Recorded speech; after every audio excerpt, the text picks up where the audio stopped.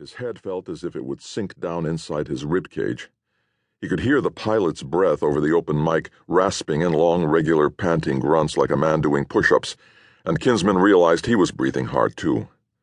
They were diving toward the desert, which now looked as flat and hard and gray as steel. The pressure suit squeezed harder. Kinsman could not speak. "Try a low-level run," the pilot gasped between breaths. "Get a real feeling of speed." The helmet on Kinsman's head weighed 2 million pounds. He made a grunting noise that was supposed to be a cool, "Okay." And then they were skimming across the empty desert, engines howling, rocks and bushes nothing more than a speeding blur whizzing past. Kinsman took a deep, exhilarating breath. The plane shook and bucked as if eager to return to the thinner, clearer air where it had been designed to fly. He thought he saw some buildings in the blur of hills off to his left. But before he could speak into his radio mic, the pilot blurted, "Whoops, highway!" The control column between Kinsman's knees yanked back toward his crotch. The plane stood on its tail, afterburners screaming, and a microsecond's flicker of a huge tractor-trailer rig zipped past the corner of his eye. The suit squeezed at his middle again, and he felt himself pressing into the contoured seat with the weight of an anvil on his chest. They leveled off at last, and Kinsman sucked in a great sighing gulp of oxygen.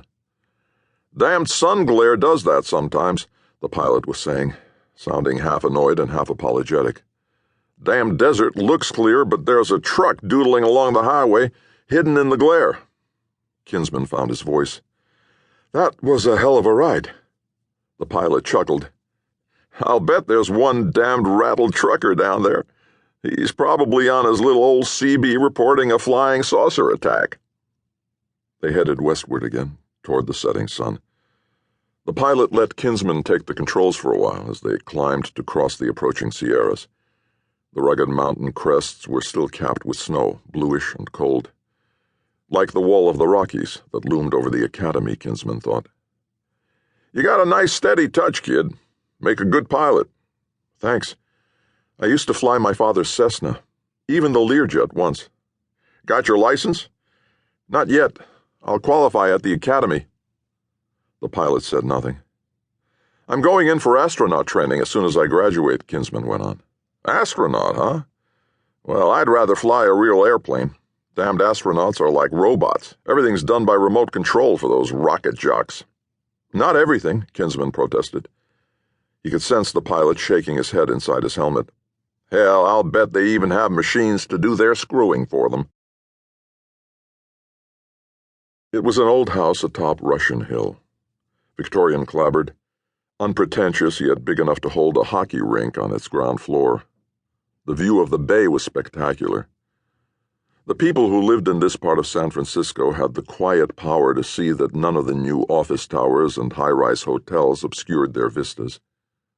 Neil McGrath opened the door for Kinsman. His normal scowl warmed into a half-bitter smile. "Hello, Chet." "Neil, I didn't expect to see you here." He needed somebody to take charge of things for him. This has hit him pretty hard. McGrath reminded Kinsman of a Varangian guard, a tall, broad-shouldered, red-haired Viking who hovered by his emperor's side to protect him from assassins. His ice-blue eyes looked much older than his years. He was barely 20 months older than Kinsman, but his suspicious scowl and low, growly voice gave him an air of inner experience, of wariness, that strangely made people trust and rely on him.